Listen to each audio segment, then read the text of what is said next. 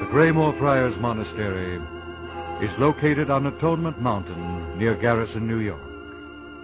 Adjacent to this famous monastery, one sees St. Christopher's Inn. Homeless men from all walks of life come to this famous inn. These men are fed and sheltered by the Graymore Friars, and no distinction is ever made of race, creed, or color.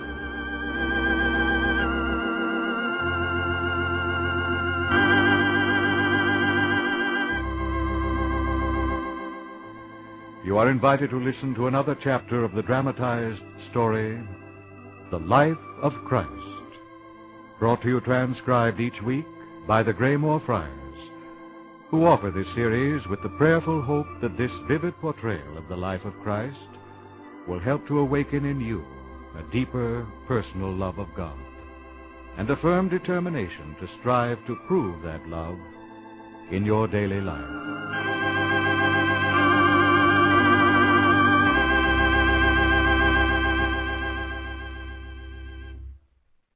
Now, Chapter 21, The Confession of Peter. And he gave him power and glory and a kingdom, and all peoples, tribes, and tongues shall serve him. His power is an everlasting power that shall not be taken away, and his kingdom shall not be destroyed.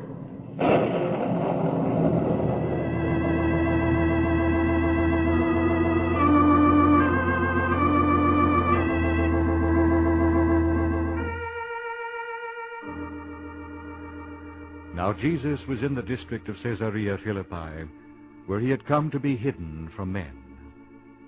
For the Jews did not come here except for purposes of trade, and the people who lived in this land were indifferent to religion. And the disciples were with him, for he had words of great importance to say to them.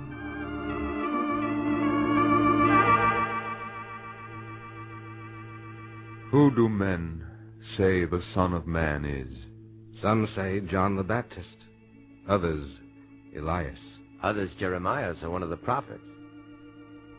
But who do you say that I am?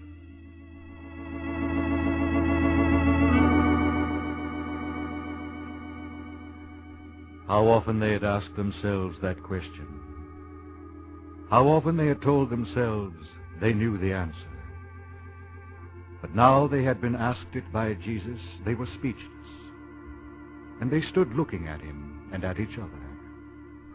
And they were shaken, and their hearts leaped, and it seemed as if they heard the question asked not of the moment, but out of the past and into the future, echoing as rolling thunder.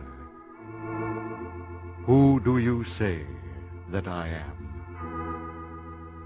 And many sayings rushed into their minds, and past words repeated themselves within their hearts.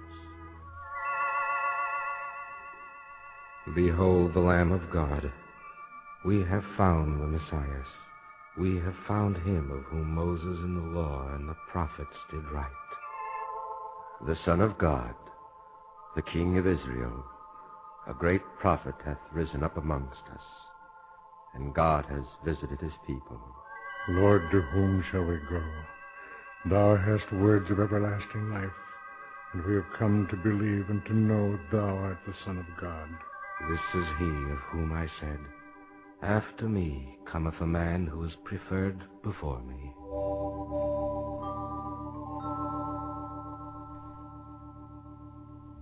But who do you say that I am? Thou art the Christ, the Son of the living God. Blessed art thou, Simon Bar-Jonah. For flesh and blood has not revealed this to thee, but my Father in heaven. And I say to thee, thou art Peter, and upon this rock I shall build my church, and the gates of hell shall not prevail against it. And I will give thee the keys of the kingdom of heaven. And whatever thou shalt bind on earth shall be bound in heaven, and whatever thou shalt loose on earth shall be loosed in heaven.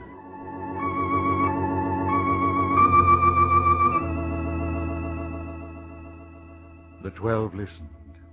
They dared not speak, for never before had Jesus spoken with such authority. And having spoken these words, Jesus turned his steps southward, and they followed back toward Galilee. And as they walked, Jesus charged his disciples, You shall not tell any man of me that I am Jesus the Christ.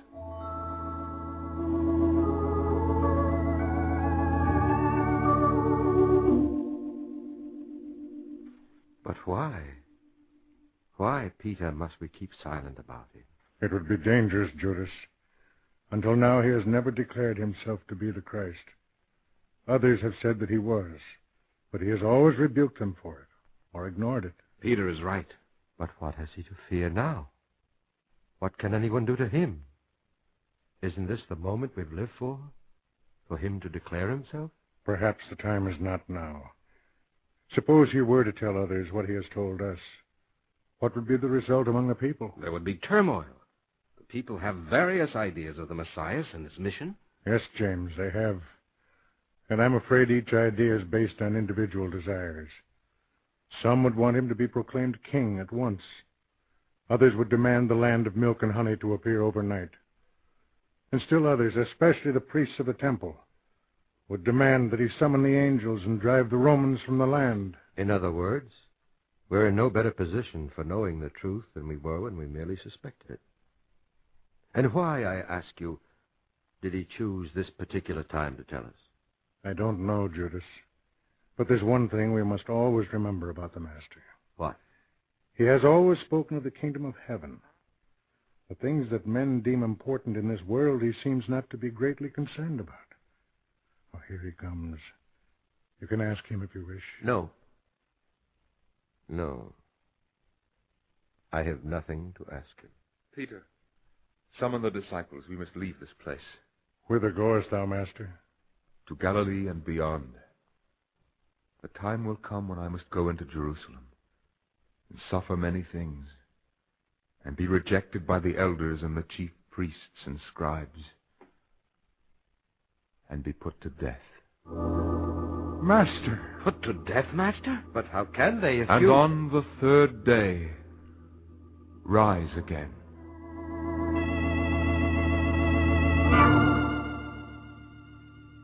What is he talking about? He's the Christ. How can they put him to death, or even make him suffer for that matter? He is the Christ. I don't understand it either. Why should he be rejected by the elders? He can win them to his side the same as he's won others. He can convince them. He's the Christ. I've been talking to the others. Peter, they feel you should go to Jesus and ask him for an explanation. They think perhaps he's speaking in parables, which he would make clear. Yes, Peter, you must speak to him. We're all very confused and disheartened by what he said. You've made too much of this. Of course, there's some hidden meaning which he will in time clear up. Peter, don't you feel you should speak to him? I hesitate to disturb him. But it's having a bad effect on all of us. And it's your place to speak up, Peter. After all, he did say you were his rock and promised you the keys of the kingdom of heaven. It's your duty, Peter. You may not have noticed it, but the Master seems depressed. Surely you don't think he meant those words about suffering literally? He acts as if he did. That's true. Philip was talking to me. He thought a change had come over the Master from the moment we turned our steps southward. Change? Yes. Philip feels a turning point has been reached, that we had stopped retreating from the Pharisees and were marching against them. But our leader was as one who marched as if spurred on by the calm finality of doom. Philip said it's as if he were being drawn by some great force to the south. And this talk about the elders and chief priests rejecting him. True, they have been questioning him, but it's their duty and responsibility to see that the people are not misled by a false Messiah. I'm sure now that Jesus has declared himself, the necessary arrangements can be made to fit him into the temple.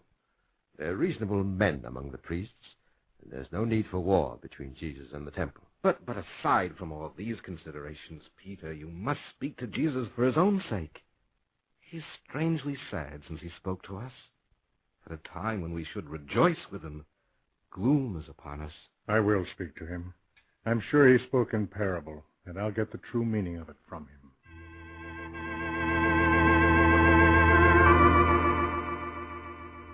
Master, I asked to speak to you privately because we find ourselves concerned over what you said about suffering and rejection and death in Jerusalem. Master, thou art the Christ. Far be it from thee, O Lord. This will never happen to thee. But a word from thee, and the priests of the temple will... Get behind me, Satan! Master, why do you rebuke me so? Thou art a scandal to me. Thou dost not mind the things of God, but those of men.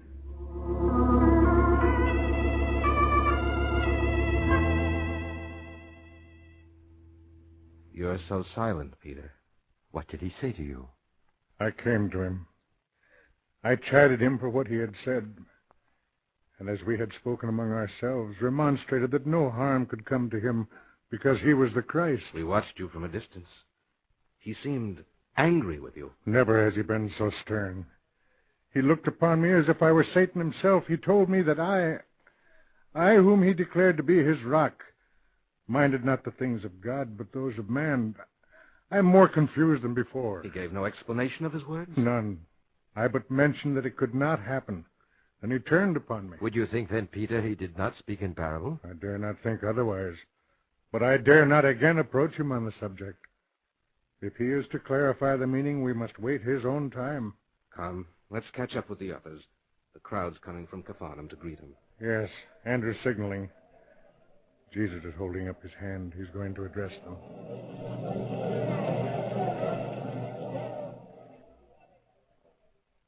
Notice, Peter, how he looks at us. Silence. He's going to begin.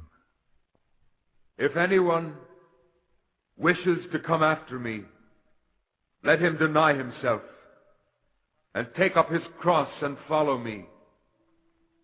For he who would save his life will lose it. But he who loses his life for my sake and the gospel's sake will save it.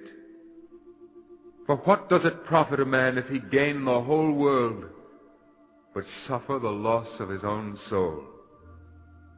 Or what will a man give in exchange for his own soul? For whoever is ashamed of me and of my words in this adulterous and sinful generation, of him will the Son of Man also be ashamed when he comes with the holy angels in the glory of his Father. Amen, I say to you, there are some of those standing who will not taste death till they have seen the kingdom of God coming into power.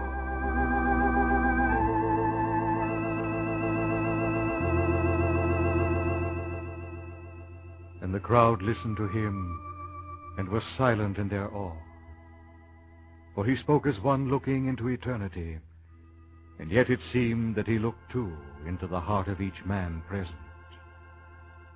And to the disciples who knew who he was and had reasoned within themselves his message of doom, his words now caused them to weigh themselves. For now he spoke not of things clean or unclean, or of curing on the Sabbath, but of matters of life and death.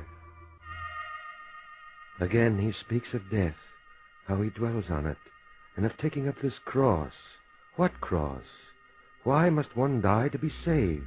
That makes no sense. And I don't like the way he once cried out in the synagogue that one of us, one of his own, was a devil. Who can he have meant? We have all given up much to follow him. And yet at last, when he tells us he is the Christ, he binds us in silence and refuses to exercise his power, which would bring us some reward for our sacrifices. Whoever is ashamed of me and my words, he says. I know he's addressing me, and it's I who am ashamed from my words. How many times I've failed him. That time when the net was cast. That time when he called to me to walk across the waters. And only yesterday when I chided him. I, Peter, whom he called the rock. I'm not a rock. I'm shifting sand. Never, Master. Never will I fail you again.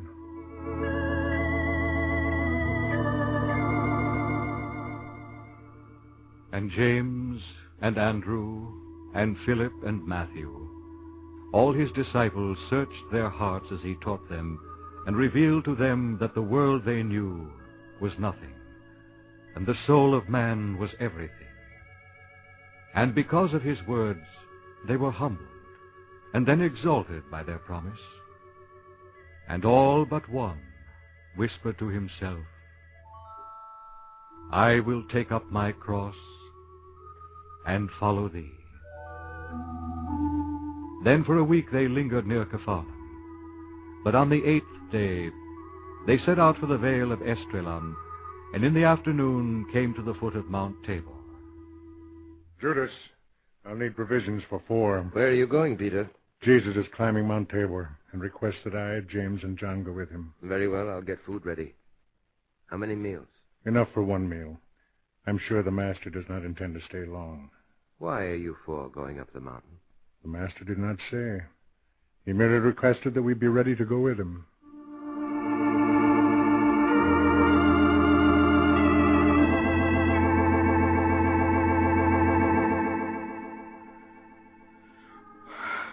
We're at the top. I'm not used to climbing.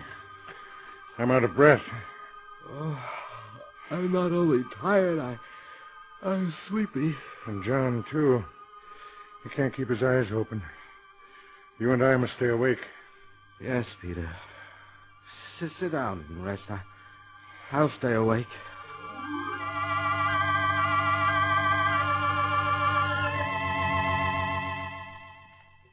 Huh? What's that? A light. Peter, John. What? Wake up. Where are we?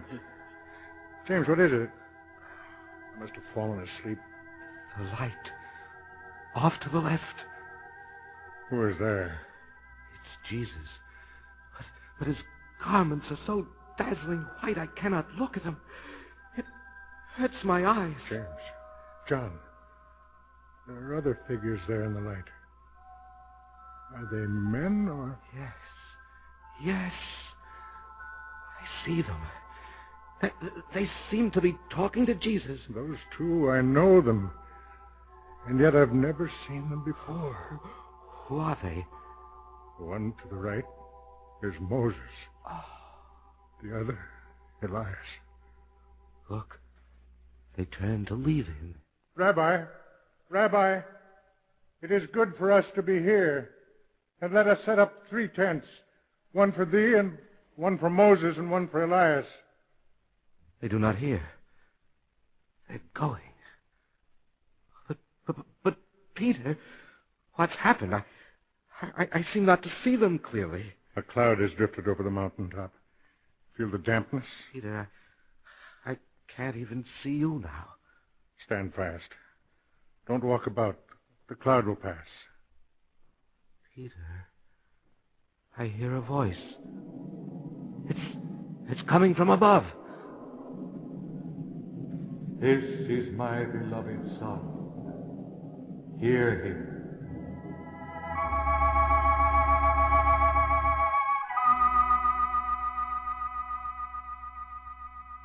On hearing the voice from the cloud, the disciples fell prone on the ground and were exceedingly afraid, and they dared not look up.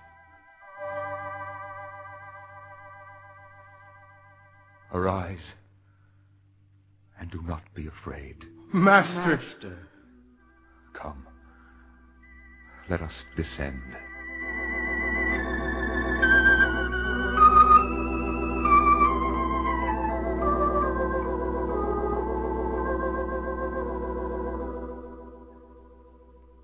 Tell the vision to no one, till the Son of Man has risen from the dead.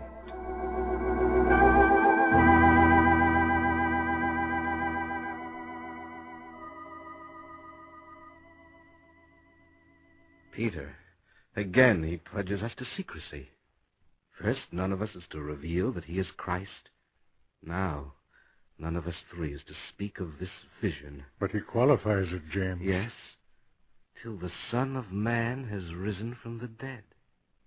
What can he mean by that? I do not know, James.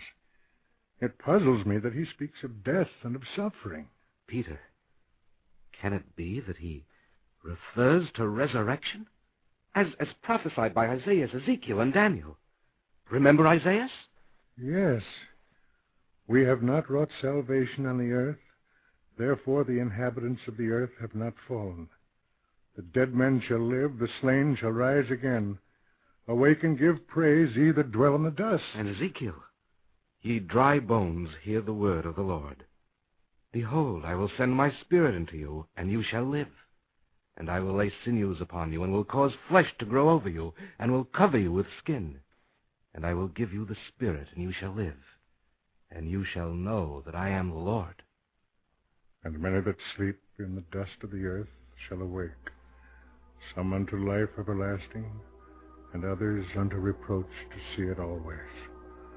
But they that are learned shall shine as the brightness of the firmament, and they that instruct many to justice as stars for all eternity. Can it be that we are on the eve of the resurrection told by the prophets? If so, why did not Elias remain instead of appearing to us as a fleeting vision? Yes, you are right, Peter. He should have stayed to prepare the way. Come, let us ask Jesus about this.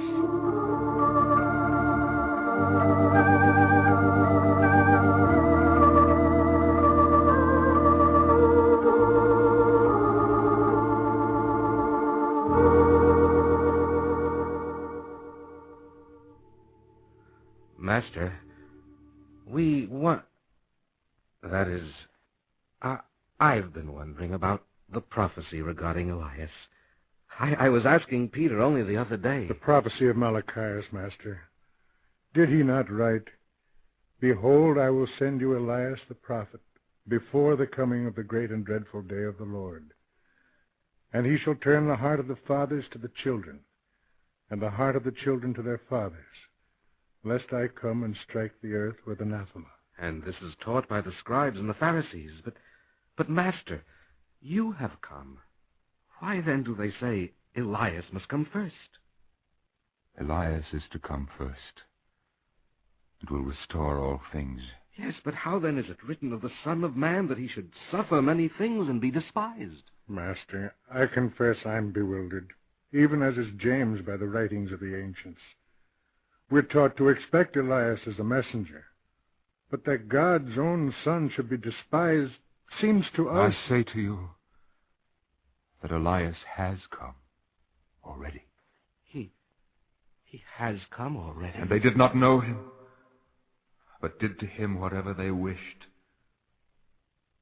So shall the Son of Man suffer at their hands.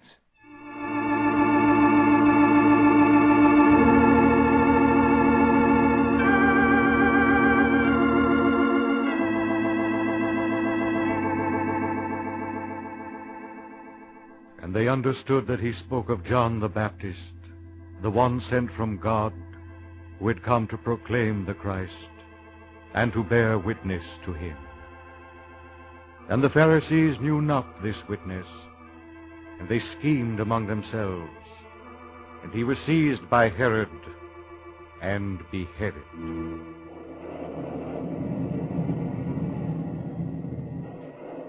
And he gave him power and glory and a kingdom, and all peoples, tribes, and tongues shall serve him. His power is an everlasting power that shall not be taken away, and his kingdom shall not be destroyed.